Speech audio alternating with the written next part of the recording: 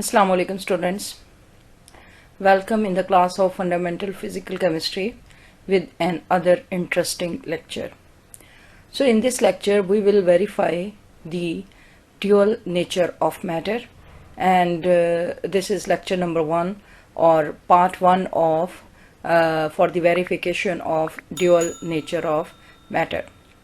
अच्छा जी, एक्चुअली क्या है कि हमने पिछले लेक्चर्स में लुईस द ब्रॉगली हाइपोथेसिस को स्टडी किया था, और जिसमें उसने ये प्रपोज किया था कि material particle like electron they can exhibit dual nature, और उसमें क्या है, sometimes they can behave as waves like in this way, और sometimes they can behave as particles. और फिर हमने different phenomena भी study किए थे, जिसमें जो है electrons या फिर light radiations, they were behaving like waves or they were behaving as particles. We have studied different phenomena.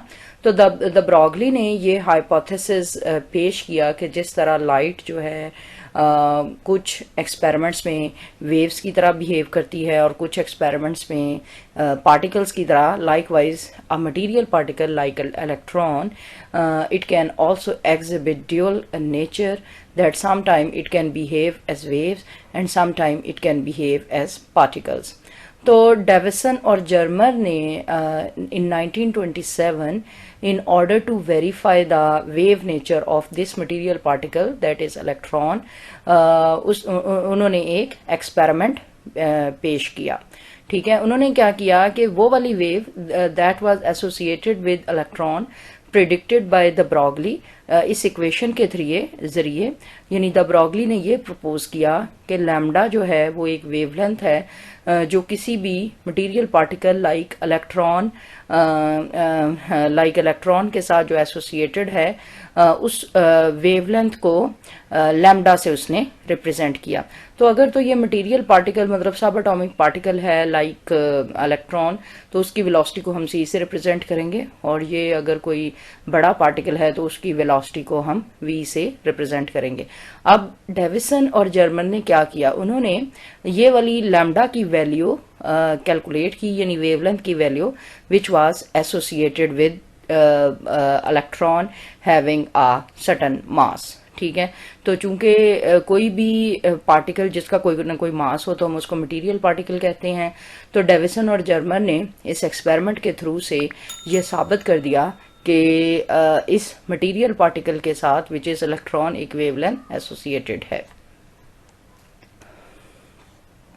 So this is the experimental setup, simplest experimental setup of Davison and Germer experiment which they conducted in 1927. तो पहले हम क्या करते हैं कि हम इस experimental setup को स्टडी कर लेते हैं, डिस्कस कर लेते हैं. तो इस एक्सपेरिमेंटल सेटअप में पहले हमारे पास ये आपको टंगस्टन फिलामेंट नज़र आ रहा है. ठीक है, और ये जो टंगस्टन फिलामेंट है ये एक लो टेंशन बैटरी के साथ अटैच्ड है. और बैटरी का क्या पर्पस होगा इस लो टेंशन बैटरी का, कि ये इस टंगस्टन फिलामेंट को हीट करेगी, और जब ये टंगस्टन फिलामेंट को ये बैटरी हीट करेगी, then this tungsten filament will be able to emit a beam of electron, right. तो इस तरह के एमिशन को, जिसमें टंगस्टन फिलामेंट के हीट करने से ये बीम ऑफ इलेक्ट्रॉन जो है वो एमिट होगी, इस तरह के एमिशन को हम बोलते हैं thermionic emission. So what will do, a tungsten filament will be heated by this battery, or when this tungsten filament will be heated, it will emit a beam of electron which will pass through this window. अब ये window जो है ये किसकी है, actually ये देखें ये एक सर्कुलर सिलेंडर है जिसने इस सारे सेटअप को कवर किया हुआ है. ठीक है, और ये सर्कुलर सिलेंडर जो है दिस इज एक्चुअली कैथोड. अब ये कैथोड है तो ज़ाहिर है एनोड भी होना चाहिए। तो अब ये जो लो टेंशन बैटरी से जो इलेक्ट्रॉनिक बीम अमिट हुई है, जो क्रिएट हुई है, वो फिर अब एक और बैटरी में से गुजरेगी और उस बैटरी का ये नेगेटिव टर्मिनल है जो कैथोड के साथ जुड़ा हुआ है, और ये इसका पॉजिटिव टर्मिनल है, ये इसका पॉजिटिव टर्मिनल है जो इस एनोड के साथ कनेक्टेड है। तो ये एक लो टेंशन बैटरी है जो टंगस्टन फिलामेंट को हीट करती है, उससे इलेक्ट्रॉनिक बीम क्रिएट होती है। ठीक है, फिर उसके बाद ये वाली एक हाई टेंशन बैटरी है। ठीक है, हाई टेंशन बैटरी का ये नेगेटिव पोल है which is connected to cathode, और हाई टेंशन बैटरी का ये पॉजिटिव पोल है which is connected to anode. ठीक है, अब इसका क्या पर्पस है हाई टेंशन बैटरी का। ठीक है, हाई टेंशन बैटरी क्या करेगी कि जैसे ही ये इलेक्ट्रॉनिक बीम इस कैथोड विंडो में से गुजरेगी जिसने इस सारे टंगस्टन फिलामेंट वाले पार्ट को सराउंड किया हुआ है, तो ये जब इस अपर्चर से गुजरेगी तो हाई टेंशन बैटरी जो है इस इलेक्ट्रॉनिक बीम की स्पीड को बढ़ा देगी, एक्सेलरेट कर देगी। ठीक है, और एक्चुअली क्या है कि ये एक वोल्टेज प्रोवाइड करेगी, राइट। तो इस तरह से क्या होगा कि डिफरेंट वोल्टेज पे हम ये एक्सपेरिमेंट परफॉर्म कर सकते हैं, जो कि हम आगे वाले लेक्चर में स्टडी करेंगे कि कौन कौन से वोल्टेज पे डेविसन और जर्मर ने ये वाला एक्सपेरिमेंट स्टडी किया था। ठीक है, तो क्या होगा कि इस हाई टेंशन बैटरी के वोल्टेज को बढ़ाने से जो इंटेंसिटी है स्कैटर्ड रेडिएशन की वो भी बढ़ेगी। अब हम देखेंगे कि इंटेंसिटी ऑफ स्कैटर्ड रेडिएशन से मुराद क्या है। एनीवेज, ये जो एक्सेलरेटिंग बीम ऑफ इलेक्ट्रॉन है वो इस निकल क्रिस्टल से टकराएगी जो कि इसके आगे रखा होगा, और ये इस निकल क्रिस्टल के टकराने के बाद ये रिफ्लेक्ट होगी। ठीक है, ये इलेक्ट्रॉनिक बीम जो है डिफरेंट डायरेक्शंस में ये रिफ्लेक्ट होगी। अब हमारे पास रिफ्लेक्शन के बाद यहाँ पर ओके स्टूडेंट्स, एक्चुअली अजान शुरू हो गई थी ईशा की, तो इसलिए मैंने रिकॉर्डिंग को पॉज कर दिया था। तो अब हम इसको लेक्चर को दोबारा से रिज्यूम करते हैं।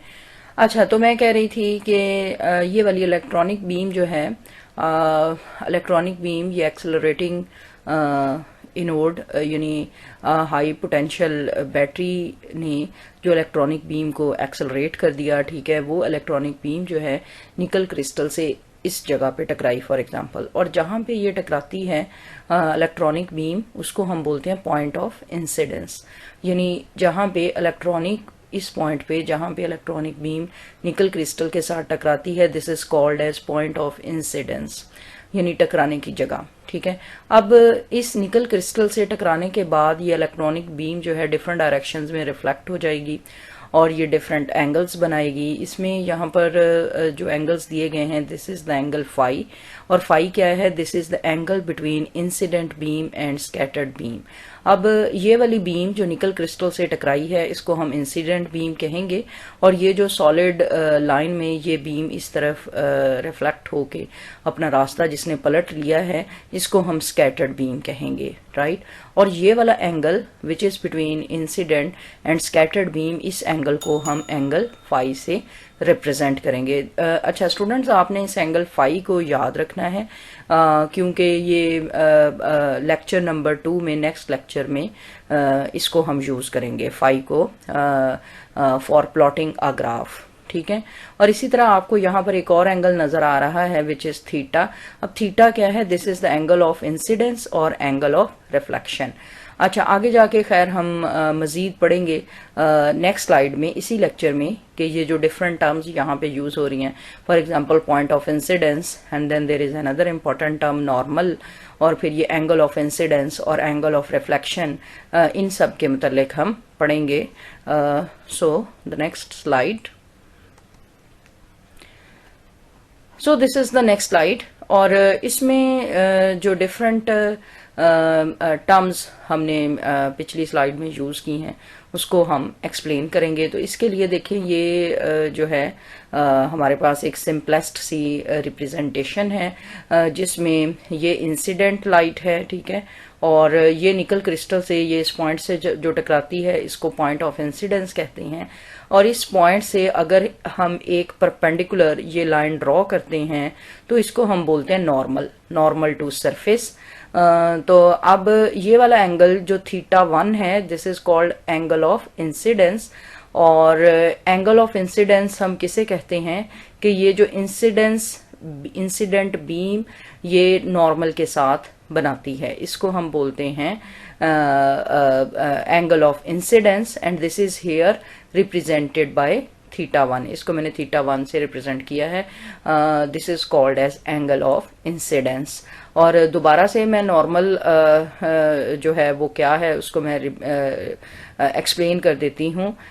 नॉर्मल क्या होता है कि ये हमारे पास इंसिडेंट रे है और incident radiation whether it is of electrons और of any other radiation from the electromagnetic spectrum, ये जिस पॉइंट से टकराती है वो मेटल हो या कोई भी सरफेस हो तो उस पॉइंट को हम बोलते हैं this is point of incidence. अब पॉइंट ऑफ इंसिडेंस से हम एक लाइन अगर परपेंडिकुलर ड्रॉ कर दें जैसा कि यहाँ पर नजर आ रही है तो उसको हम कहते हैं नॉर्मल टू सरफेस। अब एंगल ऑफ इंसिडेंस क्या होगा? ये एंगल ऑफ इंसिडेंस वो एंगल होगा जो इंसिडेंट रे इस नॉर्मल के साथ बनाती है, इसको हम बोलते हैं θ1। और इसी तरह एंगल ऑफ रिफ्लेक्शन जो है वो क्या होगा? जो ये रिफ्लेक्टेड रे इस नॉर्मल के साथ बनाती है तो उसको कहते हैं हम θ2। तो इसको हम इधर से ये इधर से भी पढ़ लेते हैं। The point at which the light hits the surface is called the point of incidence। तो point of incidence जो है इस पिक्चर में ये वाला है, ठीक है, ये इंसिडेंट रे हिट कर रही है इस पॉइंट पे, इसको हम पॉइंट ऑफ इंसिडेंस बोलेंगे। और आगे वही है जो मैंने आपको समझाया, if a line is drawn perpendicular to that point it is called the normal, right. तो अब क्या है? द रे ऑफ लाइट और electron beam that hits the polished surface is the incident ray. तो यहाँ पर हमारी ये इंसिडेंट रे है, ठीक है। अब ये वाली रे जो है ये लाइट रेडिएशन की हो सकती है या ये इलेक्ट्रॉनिक बीम भी हो सकती है, तो इसको हम इंसिडेंट रे बोलेंगे। और जो एंगल बनता है between incident ray and normal उसको हम एंगल ऑफ इंसिडेंस कहते हैं, ठीक है। और अब the ray that gets reflected away is called the reflected ray. और वो वाली रे जो कि रिफ्लेक्ट होती है ये रिफ्लेक्टेड रे है। And the angle formed between reflected ray and the normal this is called angle of reflection। तो ये वाला एंगल जो है जिसको मैंने θ2 से रिप्रेजेंट किया है this is called as angle of reflection and this is the angle formed between reflected ray and the normal, ठीक है। अच्छा, अब आगे वाला पॉइंट जो है बहुत इंपॉर्टेंट है। Angle of incidence is always equal to angle of reflection. Actually ये न्यूटन्स थर्ड लॉ के भी अगेंस्ट है, ठीक है। तो एंगल ऑफ रिफ्लेक्शन जो है इसको हमने θ1 कह दिया है और एंगल ऑफ इंसिडेंस इसको हमने θ1 कहा है और एंगल ऑफ रिफ्लेक्शन जो है इसको हमने θ2 कहा है, ठीक है। ये थीटा है एक्चुअली, यहाँ पे ये थीटा ही है। अच्छा, तो ये जो है अब θ1 की वैल्यू कम होगी तो θ2 की भी कम होती जाएगी और अगर θ1 की वैल्यू बढ़ेगी तो θ2 की भी वैल्यू बढ़ेगी। तो हर एक्सपेरिमेंट में क्या होता है कि ये एक ही एंगल होता है, angle of incidence this is equal to the angle of reflection always. तो ये थीटा की वैल्यू जो है वो एक ही होती है, right? Here I have given it as θ1 and θ2 just in order to distinguish that θ1 is angle of incidence and θ1 is angle of reflection, but these two angles they always come out to be same। अब इसकी जो वजाहत है वो हम Newton's third law से भी कर सकते हैं। फॉर एग्जांपल आप एक बॉल को बहुत ज़ोर से दीवार के साथ मारें तो वो उतने ही जोर से आपकी तरफ पलटेगी, और अगर आप आहिस्ता से मारेंगे तो वो आहिस्ता से पलटेगी। So same is the case here. तो ये दोनों एंगल्स जो हैं ये हमेशा बराबर होते हैं। तो इस एक्सपेरिमेंट में भी जो थीटा की वैल्यू हम यूज करेंगे वो एक ही होगी।